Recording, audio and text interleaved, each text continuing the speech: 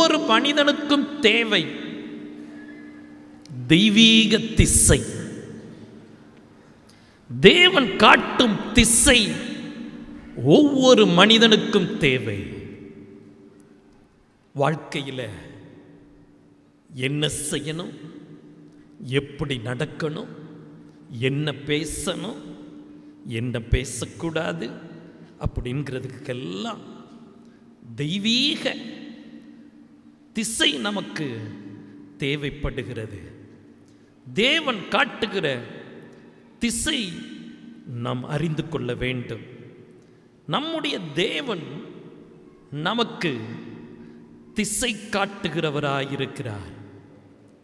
தேவனுடைய ஜனமே, தேவன் காட்டுகிற திசையில் நாம் நடக்கிறதுக்காகத்தான் தேவன் நம்மை தம்முடைய ஜனமாக பிரித்தெடுத்திருக்கிறார். தேவன் ஒரு திசையை வைத்திருக்கிறார் ஒவ்வொருவருக்கும். அந்த திசையை நாம் தாண்டும் போது நம்முடைய வாழ்க்கையிலே தாறுமாறுகள், நம்முடைய வாழ்க்கையிலே குழப்பங்கள், நம்முடைய வாழ்க்கையிலே சஞ்சலங்கள். ஆகவேதான் தேவனுடைய திசையை அறியக்கூடிய தெய்வீக கிருபை நம் ஒவ்வொருவருக்கும் தேவையாயிருக்கிறது. வாசியுங்கள், ஏசாயா 30ஆம் அதிகாரம் 21வது வசனத்தை எல்லாரும் எடுத்துக்கொள்ளுங்கள். நீங்கள் வலதுபுறமாய் சாயும் போதும் இடதுபுறமாய் சாயும் போதும் வழி இதுவே, இதிலே நடவுங்கள் என்று உங்களுக்கு பின்னாலே சொல்லும் வார்த்தையை உங்கள் காதுகள் கேட்கும்.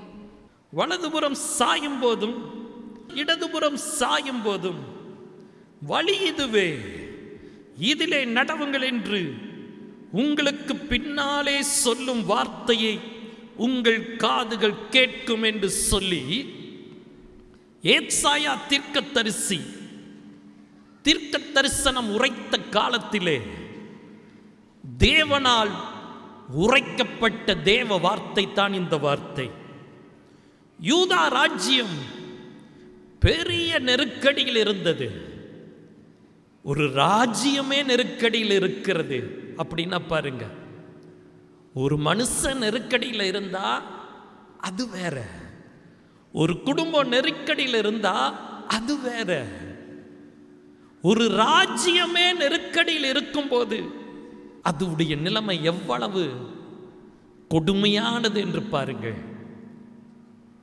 யூதா ராஜ்யம் கடுமையான நெருக்கடியில் இருக்கிற அந்த சூழ்நிலையிலே ஏசாயா தீர்க்கதரிசி மூலமாக கர்த்தர் சொன்ன வார்த்தை தான் இந்த வார்த்தை.